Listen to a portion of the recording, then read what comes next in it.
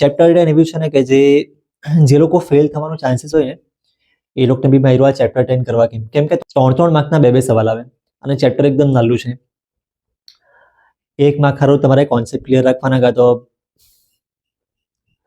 કરો ભાઈ, બહારથી પીડીએફ મળે તેમાંથી કરો, નહીં મળે તો પછી છે ગ્રુપ મારું. અને 3 માર્ક્સ માટે થિયરમ 10.1, થિયરમ 10.2. જો આ બંને થિયરમ એવા છે ને મારા ખ્યાલથી એક જ બેઝિકમાં આવવો જોઈએ ને એક સ્ટાન્ડર્ડમાં આવવો જોઈએ, પણ કયો કોનામાં આવે એ ફિક્સ નહીં મળે. તો એ બંને થિયરમ તમારે બંને કરવા પડે, બેઝિક વાળા બી સ્ટાન્ડર્ડ વાળા બી. પછી 10.1માં ઇમ્પોર્ટન્ટ નહીં મળે, 1 માર્કનું છે પણ 1 માર્કનું તો બહુ બધી વસ્તુ હોય.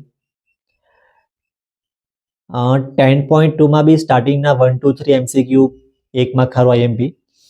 3 માર્ક્સ માટે ક્વેશ્ચન 6, 7, 8, 10, 11 આવું છે. ક્વેશ્ચન 6 બી મને જરાક 2 માર્ક્સ જેવો લાગે, એટલે એ કદાચ 3 માર્ક્સમાં નહીં પૂછવો જોઈએ, પણ પૂછી બી મૂકે. બેઝિકમાં આવું થાય, 3 માર્કનો સવાલ 2 માર્કમાં પૂછી લે, 4 માર્કમાં બી એકાદ એકદમ નાનું પૂછી લે. ગયા વખતે કદાચ 1-2 વર્ષ પહેલા એવું કરેલું, મોડ ફાઇન કરવાનું ખાલી 2 માર્કનું નાનું હોય તેને 4 માર્કમાં પૂછેલું હતું.